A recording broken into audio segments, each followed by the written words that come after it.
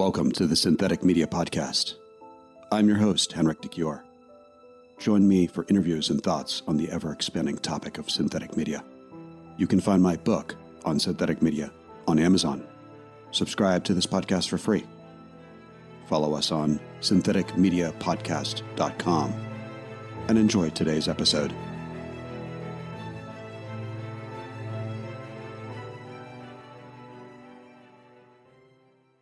My name's John Lee, and I'm a synthetic media artist. I'm known in a lot of the communities as Wig. That's kind of my handle. I'm also run futuringmachine.com, which is my YouTube channel, and I recently co-founded a new company with a couple other creatives called the Synthetic Reality Company, and that's basically where I spend all my time right now. I got into synthetic media a couple of years ago, and I've kind of never put it down since I picked it up. John, how are you involved with synthetic media? Well, I've been in television for about 20 years, and I have a computer science background. I had seen deepfakes online a couple of years ago, and it looked like something that was interesting to me, but it kind of didn't impress me at first. And several of my friends actually, from college, who were all government and politics majors, are all now in machine learning, and I was the computer science major. So I felt that they had been talking about, doing some training on models, and I thought, man, I really ought to give this a try because the work that I see is funny. Like the deep fakes are comical. It gets your attention. And, but I could tell that the people that were doing it didn't have a production background. And I thought, well, gee, I know how to do a lot of the things that are difficult in terms of finishing the work. Let me see how hard it is to actually play with the code and work in synthetic media. And once I kind of got over that barrier, it wasn't much of a barrier for me, to be honest. It was just addictive because it really melts like creative barriers. It's somewhat counterintuitive as well to the visual effects industry at large. And I just fell in love with it right away. And I've been doing it ever since. It's almost 3 years, I would say now, that I've done it every day. I'm always doing something with synthetic media.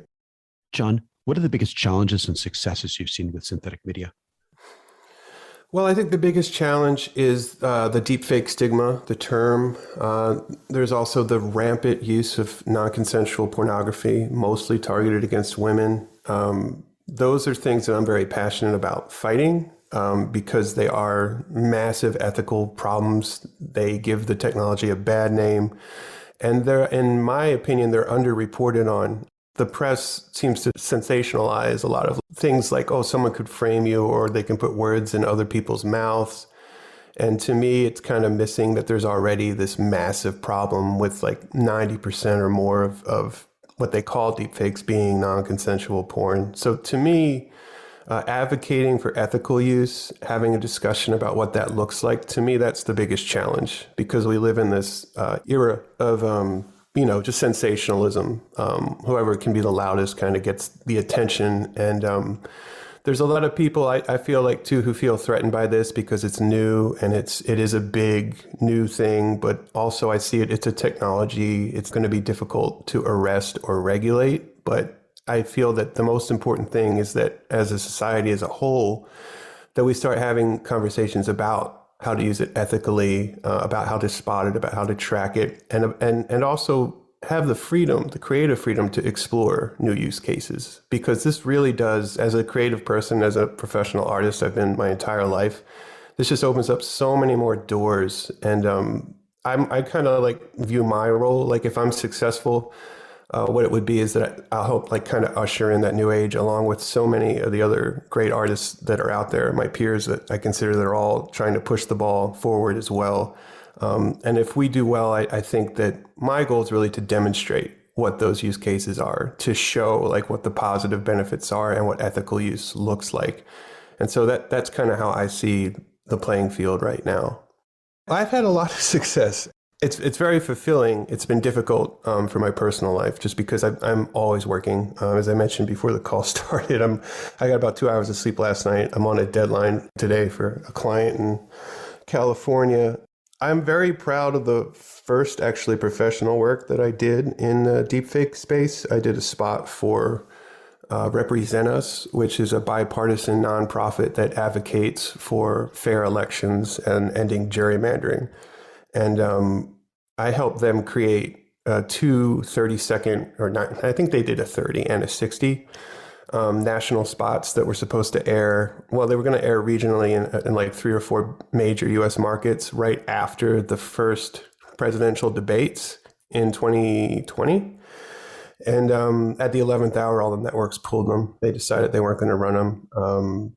And so they never actually went out on broadcast, but they are online. And I'm proud of those because to me, that's like a way to highlight it's a use of the technology that grabs people's attention. It's upfront. There's a warning in front of the piece that, this is a synthetic commercial. And in each of the adverts, it's Kim Jong-un is in one of them and Vladimir Putin is in the other. And they both, speak in English. So that it's sort of not really them. It's very stylized so that you understand that this is an ad. And it's kind of, in my eyes, I don't want to put words into the creatives that actually came up with a concept, but I think the goal of that was to kind of try to rally voters in the United States, having the polarized state that we're in, and to draw attention to the fact that there are problems with our democracy with gerrymandering and those sort of things, and voter intimidation and voter suppression.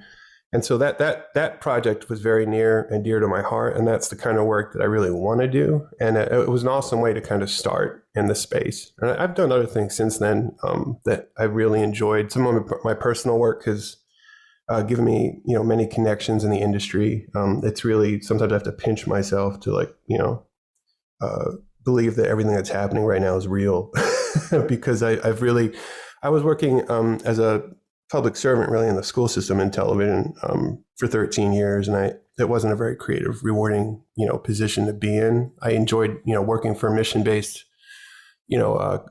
organization, but it was time for me to go. And I don't have any regrets really of getting into this because it's been a really fun adventure. John, what advice would you like to share with people working on synthetic media? I think get in touch with one another. There are many active communities on Discord. That's kind of where I picked it up. Control Shift Face is one of the most popular. He's probably the most subscribed deepfake artist, and I joined his server a couple of years ago. And literally, in terms of the machine learning side and the synthetic media side, 95% of what I've learned through those Discord communities, starting with his and then moving on to some of the other ones. A friend of mine, actually, who I'm working with is a developer who has created a synthetic media editing platform. And all of us, sorry, I don't want to sound elitist, but, there's like a clique of us, like 5 of us that we kind of consider on our own tier in terms of our quality.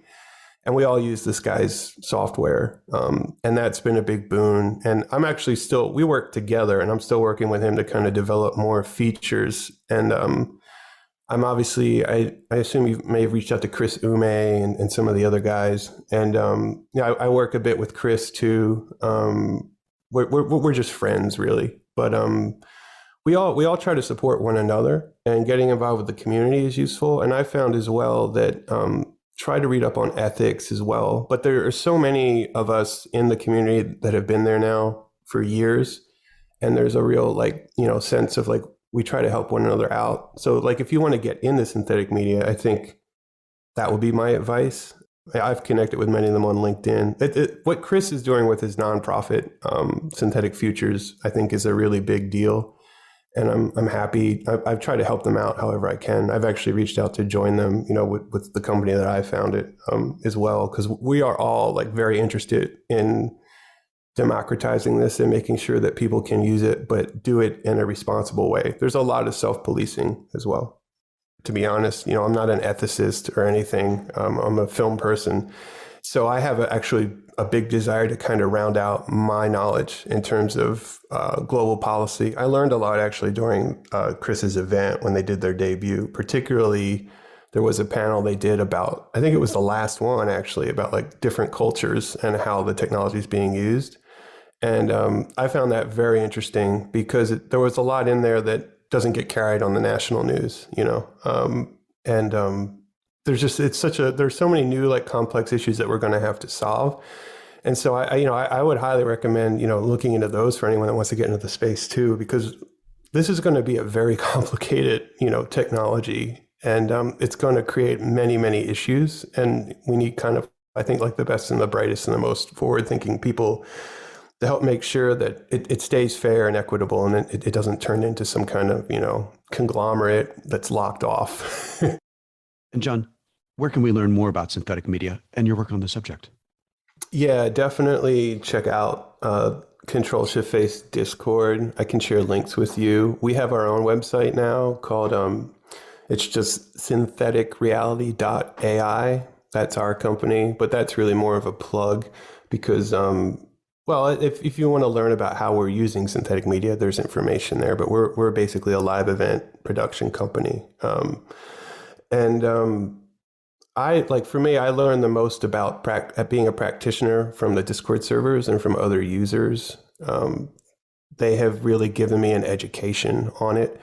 I think too that, obviously a lot of the other places like GitHub and Stack Overflow, there's information as well on the coding side. It's such a broad discipline that there are so many facets as well. Like we talked about CAI and the other nonprofit organizations as well. And I think those are great places to learn as well. But for me, I just love, there really is this small knit community. And it's like my favorite place to be. I have to get myself off Discord sometimes when my kids get home because, I kind of view a lot of the other artists as my friends. And we've all kind of come up together and we've all seen kind of the field explode in the last 18 months. We've all kind of left jobs. And like 3 of us have started companies. So I think it's a great time to get involved. I think it's still in its infancy. And what we really need are people that can come in and help develop the next generation of tools for artists. So like if you're interested in kind of being able to put your stamp on how this all plays out, it's a great time, I think, for anyone to get involved. Because I just see it as it's not only going to spread, it's going to split apart and become like just a whole network of new creative technologies. This isn't just swapping a face. There's just so much, there's deep voice and other things, but you're talking about like image restoration and photogrammetry and, 3D capture, monocular focus. I mean, like synthetic media is such an all-encompassing concept.